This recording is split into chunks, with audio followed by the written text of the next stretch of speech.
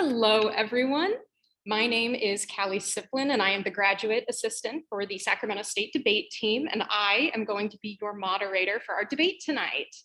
Before we begin, let's get a lay of the land. So the Sacramento State debate team puts on a public debate and public forum every semester as a representation of what the debate team does and to introduce the art of speech and debate to the public. Tonight, we'll be debating the topic, the United States federal government should amend Section 230 of the Communication Decency Act of 1996 to allow for civil liability for misinformation.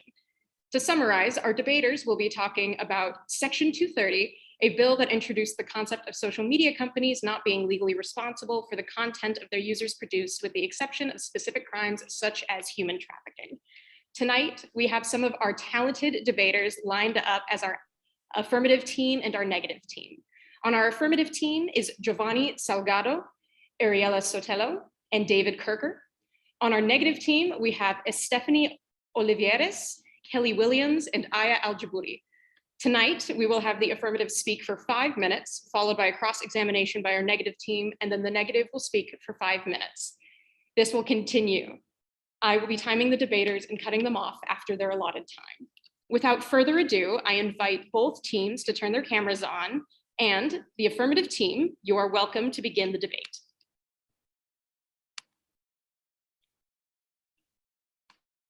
Okay, hi. Before I begin, I just want to say thanks for being a part of the debate.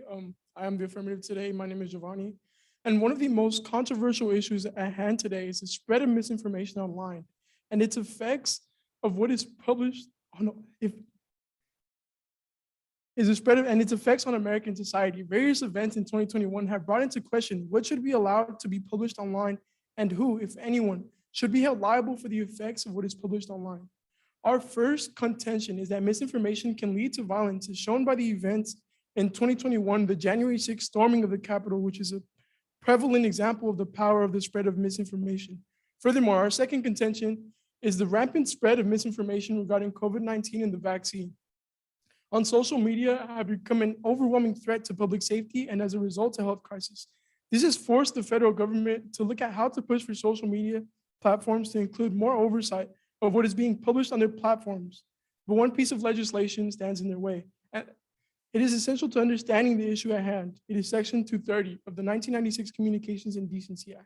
Section 230 states, no provider or user of an interactive computer service shall be treated as the publisher or speaker of any information provided by another information content provider. According to an article by the Information Technology and Innovation Foundation, in practice, this essentially means that online services are not liable for defamatory or otherwise unlawful content made by their users on their platform. Many attribute that this is the reason for why many of the social media platforms that exist today are able to exist without being held liable for the content of their creators. According to an article on CNN, one of the senators who actually co-authored Section 230, Ron Wyden, says this law was created during the rise of the internet. He essentially characterized the creation of this law as a result of various lawsuits in the 1990s at a time which had no real law to apply when considering who to hold liable for the content published on a website. One of the landmark lawsuits which influenced the creation of Section 230 occurred during the 1990s and is attributed to one of the most famous and controversial brokerage firms, Stratton Oakmont. Yes, like from the movie starring Leonardo DiCaprio from The Wolf on Wall Street. They decided to sue Prodigy Internet Services for defamatory posts their users made. Even during the early days of the internet, the courts had ruled very much in favor of maintaining platforms that hosted third-party content not liable for the content. But in the case of Stratton Oakmont versus the Prodigy, the courts did hold Prodigy liable for the content posted on their platform. This is due to the fact that Prodigy was actively making an effort to moderate the information posted on their platform, and by failing to moderate the defamatory and anonymous posts, became liable to the contents of the post. Furthermore, this decision was widely unpopular as it essentially promoted the internet platforms that were moderating content in good faith could be held liable for their inability to properly moderate all of the content made by third-party users. This presented a clear problem for rising platforms that allow third-party content. This is where the answer to Section 230 comes into play. Senator Wyden describes this law as providing for platforms that allow for third-party users to post content such as Prodigy with a sword and shield. Essentially, this shield of Section 230 is the protection that it provides for social media companies such as Twitter for the contents of their users' posts, which had already become standard conduct by the time the 1996 Communications and Decency Act was proposed. Furthermore, Senator Wyden describes the sword as a protection that is provided to internet platforms that protects them from being held liable for how they choose to approach moderating content, a keystone part of Section 230, which paved the way for the creation of social media as we know it today. This is due to the fact that it allowed new platforms to focus much more on creating and establishing their platform rather than focusing on how to moderate it. Furthermore, Section 230 was essential in helping establish the internet as we know it today, but has resulted in a complete failure of content moderation in regards to misinformation. According to an article in The Atlantic by Steve Randy, in 1996, when Section 230 of the Communications and Decency Act was established, the idea of monopolies in the internet was ludicrous. Nonetheless, 25 years later, the internet is clearly a different place. Section 230 provides protection for services like Facebook, YouTube, Twitter, etc., and has created a culture for these companies to essentially use algorithms that keep individuals interested in returning to the platform without creating incentives for the company to find ways to moderate the misinformation. Thank you. Wonderful. Thank you very much, affirmative team. Negative team, you may now begin your cross-examination. Remember, you have 2 minutes for your cross-examination.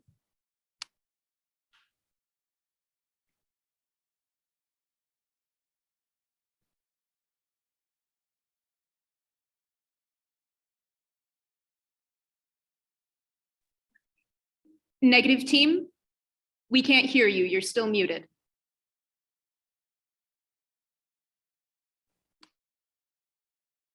I apologize for that, but I would like to ask the affirmative team to please elaborate on Section 230 and its impact it has to the public.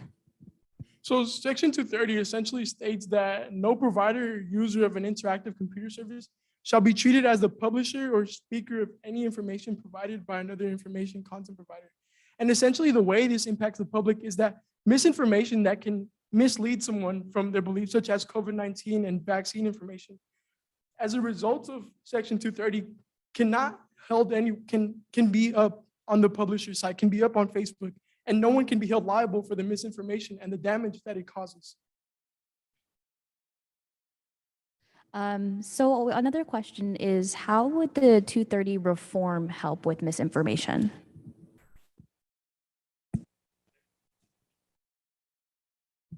That's an excellent question, Kelly, but we'd like to answer it by saying that now there is a civil opportunity for people who can provide a causable link to harm from this misinformation to get the justice they deserve through the civil court system.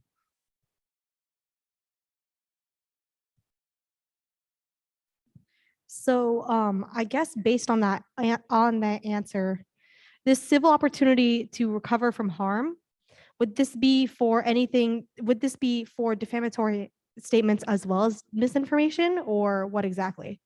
And how would somebody highlight harm? So it would have to be in the form of a causable link. Like, for example, if someone promoted, some unnamed podcaster promoted ivermectin, and somebody took that information as viable and decided to take ivermectin, and they still got serious harm from COVID, that would be a causable link to say, look, this disinformation was disseminated. I know exactly who put it out there.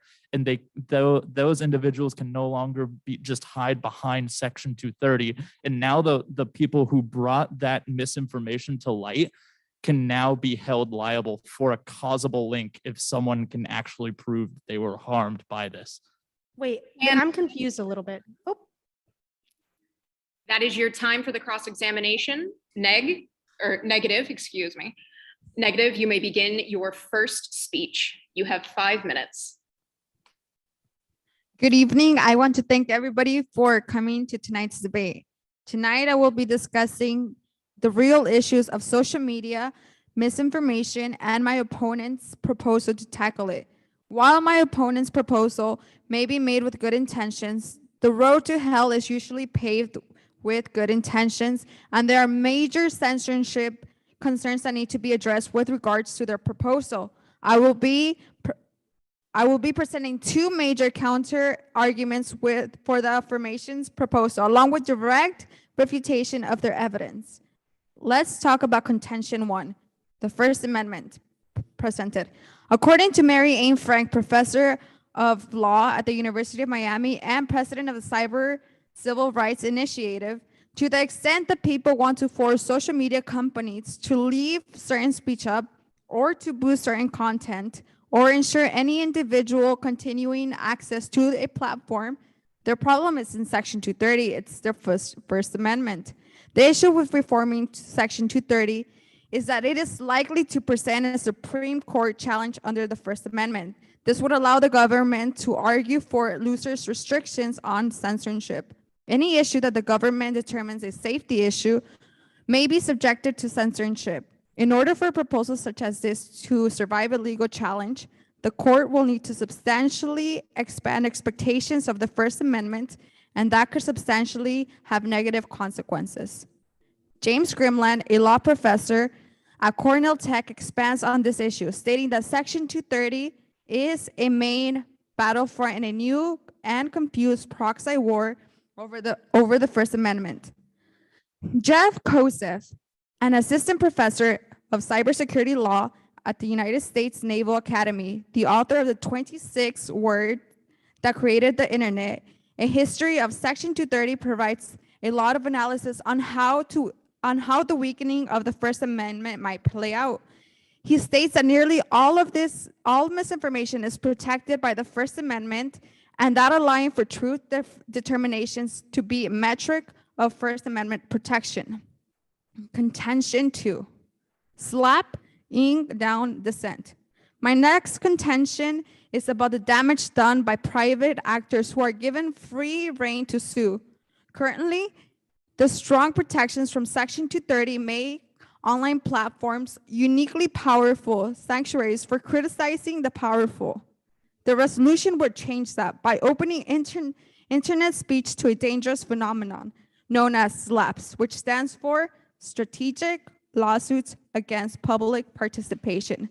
SLAPS disguises themselves as personal injury or defamation cases. According to a nonprofit organization, Protect and Protest, SLAPS targets First Amendment's activity, exploits powerful imbalance, threatens bankrupting levels of remedy, and name anyone tangentially related to the target.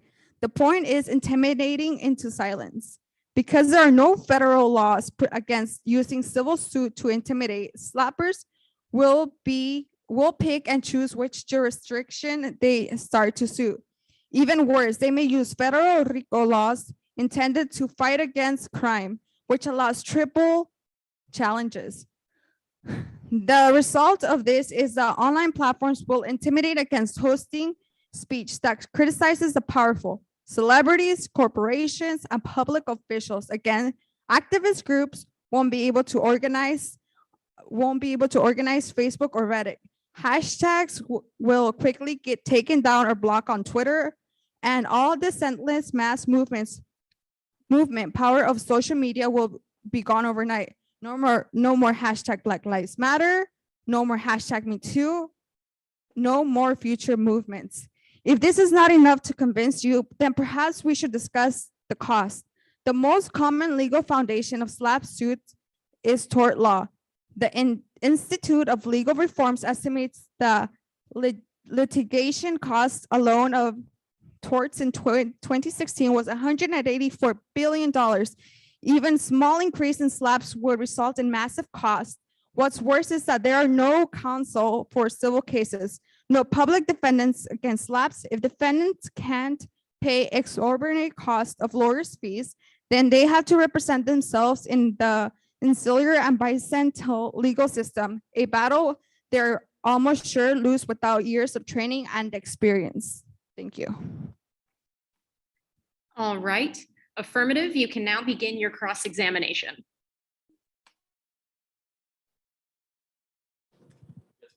First question. All right. Thank you so much for that wonderful speech, Stephanie. But I have a few questions for you, then I'll pass it to my teammates. First up, is the First Amendment absolute? It is. I'm sorry. The First No, Amendment is, oh, I'm sorry. what's your, What's your No, answer? no, it's not. It's not absolute. Okay. One small follow-up question. Do you think Twitter was justified in taking down former President Trump's account on January 8th? As Twitter was. You think it was justified? Okay. Thank you so much. You guys have any questions? Can you further explain your slap argument to me? I'm actually going to hand this over to one of my teammates.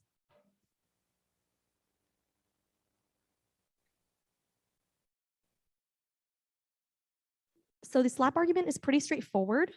We argue that because Section 230 specifically protects individual corporations, specifically social media platforms, from being civilly liable for speech put on their platform. Repeal or reform of it would functionally make these corporations publishers of every piece of information that is published on their site. The slap suit argument is that by holding these companies civilly liable, other people can use lawsuits and civil liability to intimidate corporations into overcorrecting and over censoring speech.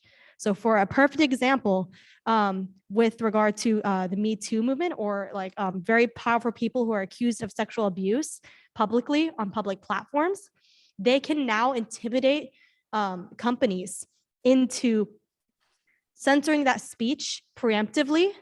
Can As you it is elaborate defined. on who they is in that So last specifically statement? people who have the resources to pursue legal action. So the wealthy in our country can actually abuse this system of civil liability and have done so in the past and can continue to do so. This And opens the floodgates. Couldn't you consider the people of power here in that sense, these large corporations? time for the cross-examination. Thank you. Of course. Affirmative, you may now begin your second speech.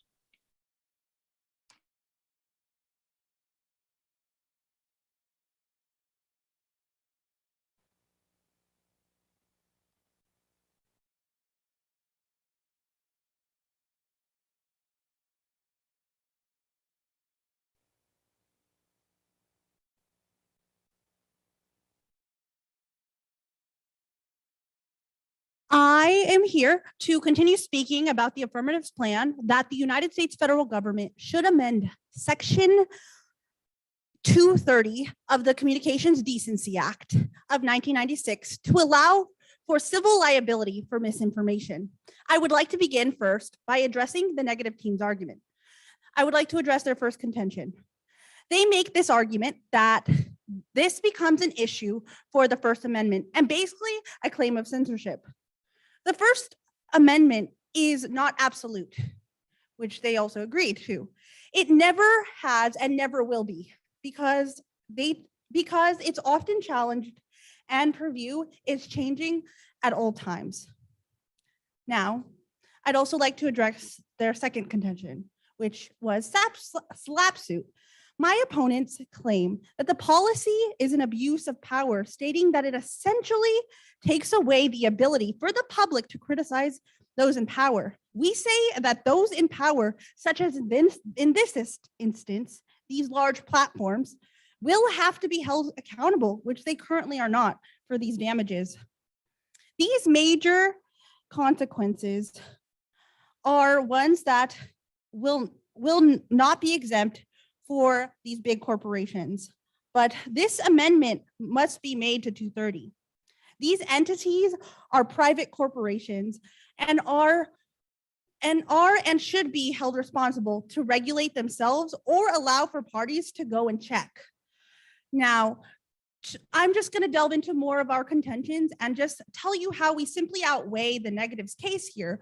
Our first contention is that misinformation can lead to violence, which of course we are speaking in terms of Section 230.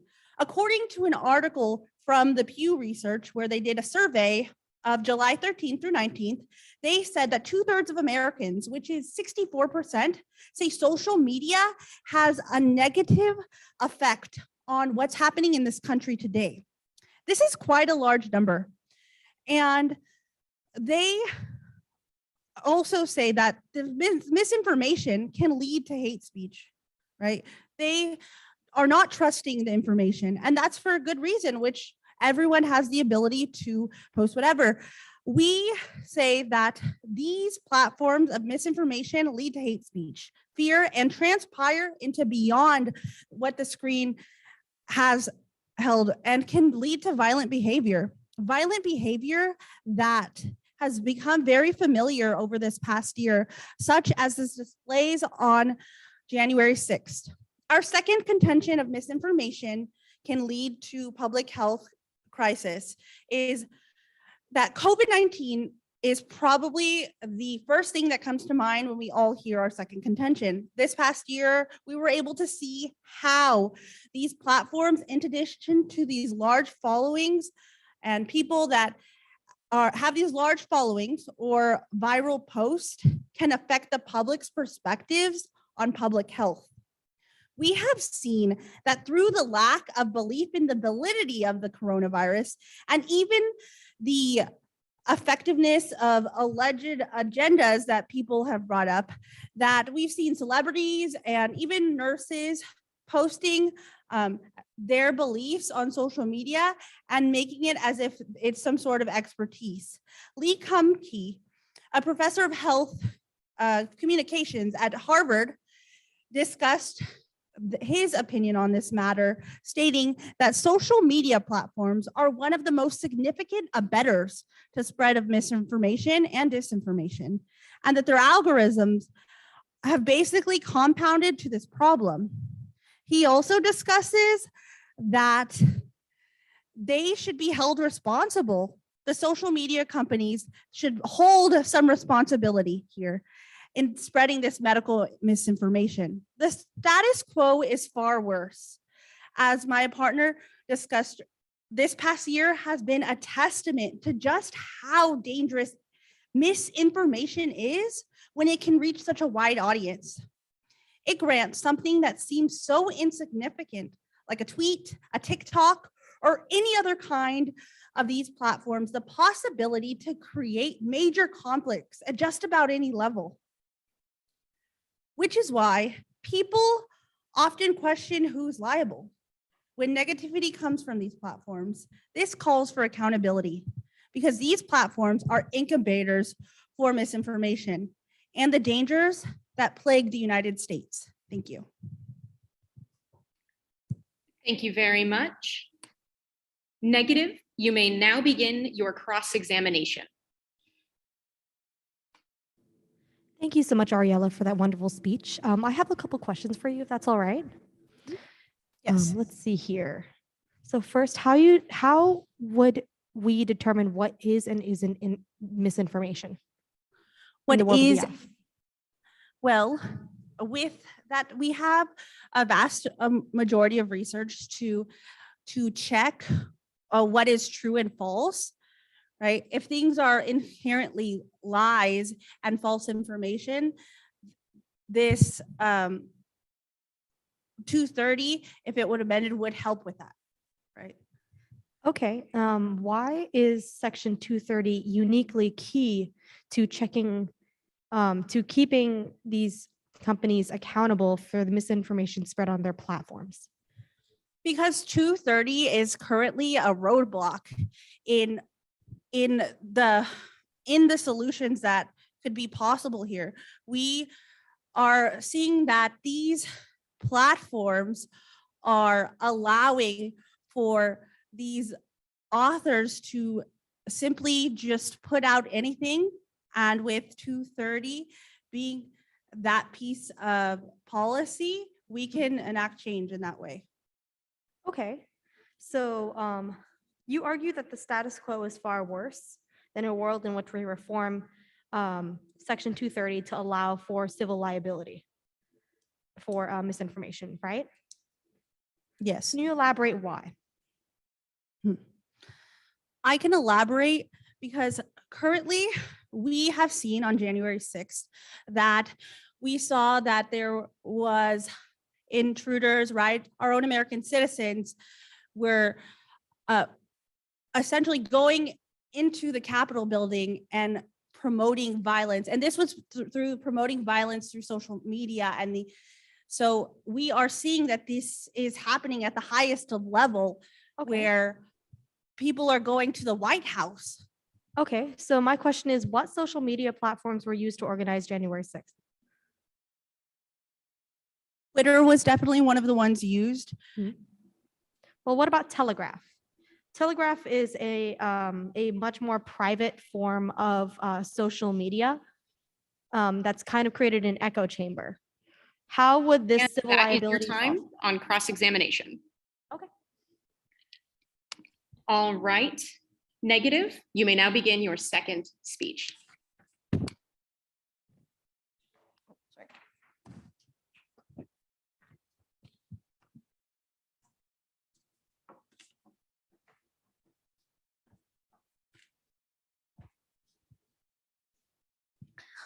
All right, thank you so much. So far, this debate has been so wonderful. So I'm going to start right now. So the first thing I'm going to do is go into my first contentions and just a little bit of extension on that one. And then I'm going to go into the second contention for the negative and kind of extend a little bit more on some examples.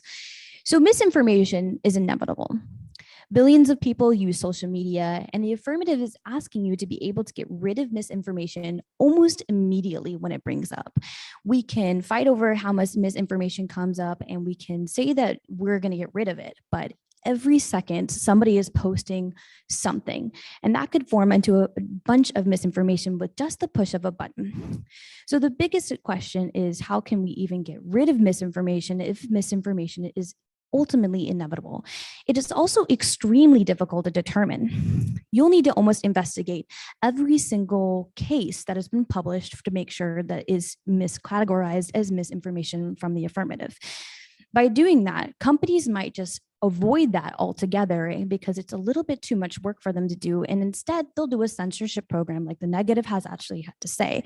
These companies with their censorship will actually have to go to a larger majority, which will possibly be bring to the Supreme Court, which is a bigger issue on its own, especially since this is under a First Amendment right case. There's an example that we can talk about with the contention too that the negative has brought up with the example of the civil liberty abuse, which basically is the liability of the multiple different things, such as the example brought up for the hashtag #MeToo movement. We can use that as a very specific example. It means that, like, for example, Twitter will be sensitive to the defamation claims. This means that the pressure that the platforms are being put to censure speech will start to censor the speech, which could hinder on people's First Amendment rights. This means that the immediate removal of the defamatory content will diffuse, quote unquote, the tension. This is decision exposition. It can continue the possibility of violence too as well if we are silencing those who are trying to speak out from the defamation claims. This issue can be arise such as things like sexual assault, labor rights, and violations, and ultimately silence those who are trying to use the platforms that are now being censored by these overt companies, trying to make sure that they aren't misinformed from those people. I can do on the contention for another example as well when we talk about censoring labor abuse victims. This is a very important case that came up. There's a very important case that came up called about Tyson. In 2021, there was a worker who actually died in their company while working, and instead of the supervisors removing the body, they actually refused to move it. Workers had to petition online to even get justice for this man from dying on site.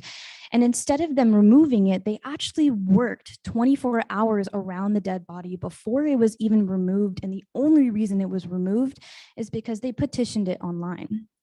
If we get rid of this, the 230, the possibility of justice from public pressure could actually be continually eradicated and not being noticed by some people that are actually in harm's way from this being taken away. Affirmative is trying to tell you that they're trying to pinpoint, like on a dartboard, on what the possibilities of their solvency may or may not work, but aren't aware of the facts that if we do get rid of those people that are protected by those certain things might actually have a lot of social harms, which is a bigger issue of what we're talking about today. Where the formula that the negative is trying to say is that there are more issues when it comes to, or only more issues that this comes outweighs. That if the affirmative brings you all of those positive outsources, that it actually doesn't outweigh, and ours outweighs by a long-term. So the consequences for the affirmative are two long-term consequences, and the negative is trying to say that the ours are more, or our case is a little bit more to the sense and a little bit more helping everything, as well as focusing on the 230 corporate issue. So with that, you'll be siding with the negative by saying that we're looking at the bigger picture and trying to focus on more of who's the liability in the rights, and making sure that the violence isn't continuing when we're looking at defamation claims. Thank you. Thank you very much, Kelly.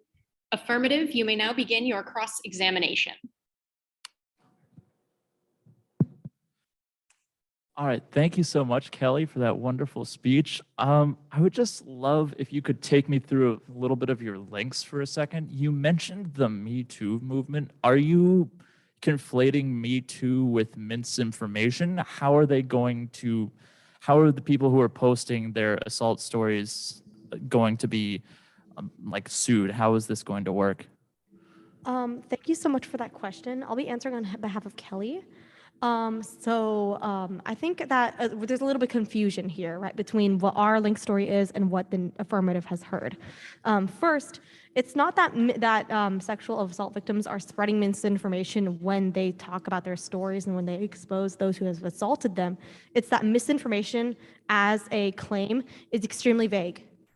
And that if you concede that every individual case of a flag for misinformation content is not going to be taken to court because there are way too many, there is a real possibility that those who wish to flag speech that's uncomfortable, speech that harms them, or speech that paints them in a negative light, they can just flag it as misinformation, and social media platforms will err on the side of caution. I'm so avoid sorry to lawsuit. interrupt you. I truly am. But who is going to be the decider of misinformation when it comes to such a personal, intimate issue as sexual violence?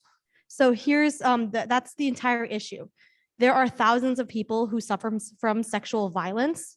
And because the civil liability from quote unquote misinformation claims is so high, companies and corporations will err on the side of disbelieving victims, which is what our concern is, to save money. Okay, thank you. Ariella, you have... And that's time. I'm very sorry, Ariella. Negative, you may now begin your final speech.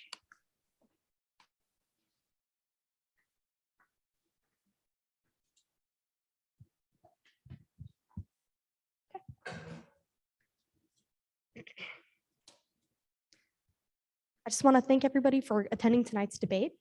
So today, there has been a heated discussion between the affirmative and negative teams regarding the affirmative's proposal to reform 230 to allow for civil liability with regards to misinformation. However, there's a couple of arguments that need to be addressed from the negative side that really clearly contextualize why this resolution and this proposal is a bad idea. First is the actual policy intricacies themselves. The negative team agrees that misinformation is bad and something needs to be done about it. However, we are debating about whether or not the affirmative plan should occur. And the negative team has decided, due to a view of a wide array of evidence from multiple legal scholars, that the reform to Section 230 to allow for civil liability for misinformation is simply too great of a risk for our First Amendment rights and for the possibility of abuse of that civil liability system. This means when they try to argue that misinformation is bad, that isn't an argument for this specific proposal being key. It's just one possible solution, and we argue that it's bad because it can be abused. So our first contention specifically states that misinformation as a label that is extremely vague is extremely inevitable and extremely difficult to reconcile. Misinformation, whether we like it or not, is a First Amendment right. And when policies to limit misinformation are put into place, that brings about a challenge to the Supreme Court level that will either completely strike this down or risk expanding exceptions to the First Amendment that could have a disastrous amount of consequences in the future. Secondly, on contention 2, we specifically talk about how there are examples of civil liability abuse. Civil liability and as we call them, slap suits, are used to play down public dissent and public participation regularly in the status quo. Opening up companies for civil liability as a result of speech that makes people uncomfortable results in an abuse of that system. And that is not something we can risk in 2021. The beauty of social media is that it has given people a place for negative, uncomfortable critiques of the status quo. And the issue with presenting specific limits that are not nuanced to that specific term is that people will now be censored, and those who are committing real acts of violence can end up being protected and from uncomfortable speech that paints them in a bad light. The consequences outweigh. Any positive to the affirmative plan is not necessary within Section 230 reform. Any positive they bring is outweighed by the long-term consequences to freedom of speech and the freedom of the press that we have in this country. Misinformation as a vague, inevitable term cannot be used as the litmus test for whether or not speech should be censored, because ultimately it can be abused by those in power to protect themselves, and those with the access and means to pursue civil liability can abuse our civil system to stifle uncomfortable speech. We agree misinformation is bad, but we need a nuanced solution. And whether or not that solution is presented by the negative team, that solution is obviously not found in the affirmative plan. The only option you have is to stick with the status quo. Thank you. Thank you very much, Aya. Affirmative, you may now give your final speech.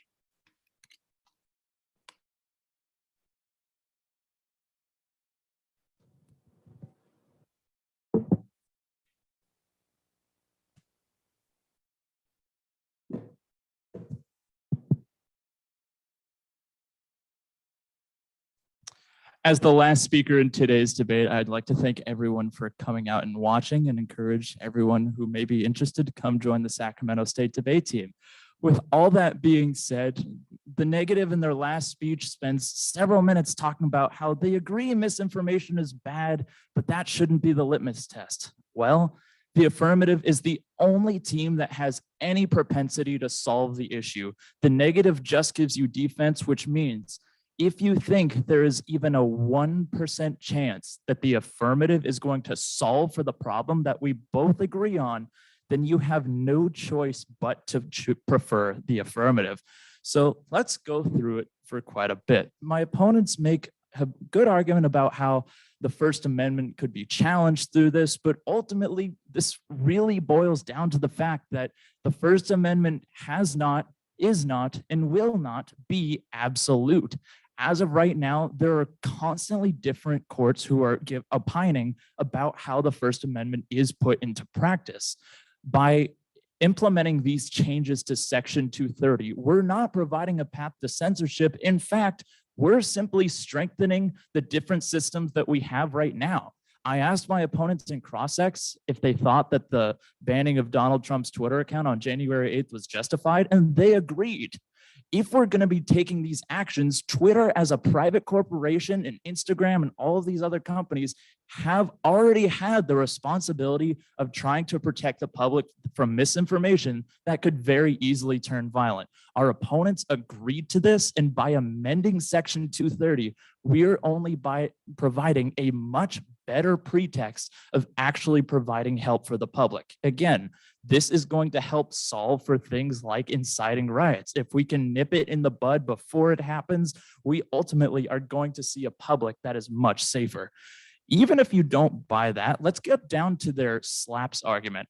Ultimately, this challenge doesn't really hold a lot of water when you bring into the pretext that no individuals who are bringing up issues of things like sexual violence that has occurred against them, they are not going to be the ones victimized through a lawsuit. I can assure you that Jack Dorsey, Mark Zuckerberg, or any of the other fat cat billionaires who run these companies can withstand it and have much better legal teams than some loser sexual assaulter. So ultimately, right now, this really isn't going to take up a whole lot of water, and it's very easy to see that these people are going to withstand abuse systems by sexual abusers. So ultimately, when we bring it back down to the affirmative arguments, they largely remain in place and largely remain the only type of system that can possibly provide any sort of solutions in today's round.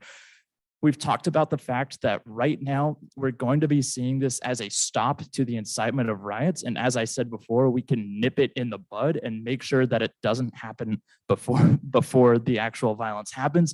And it comes at a public health cost. The fact is, the COVID-19 pandemic itself is the biggest single impact in today's round.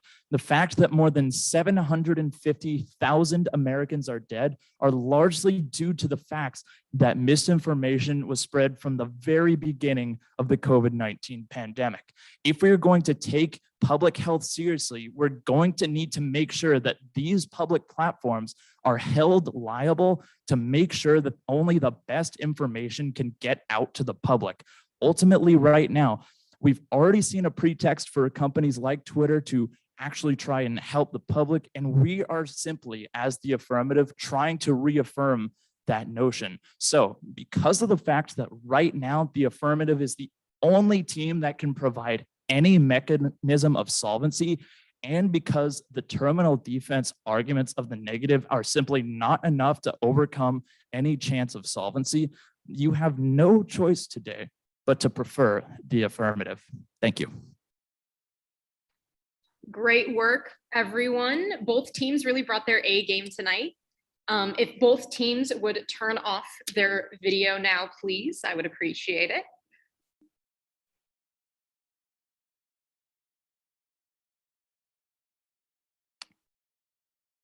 Thank you very much, you guys. I wanted to reiterate, thank you so much to our debaters from the Sacramento State debate team for all their hard work tonight. We really appreciate it. And we also appreciate everyone at home who's joining us. Thank you so much. Make sure to let us know who you believe won the debate in the live stream chat. After all, you know, live results. We hope that you all have a great night. And if you're interested in what you see here, feel free to reach out to the Sacramento State debate team or your local speech and debate team, wherever you are. Stay safe, everyone, and have a good night.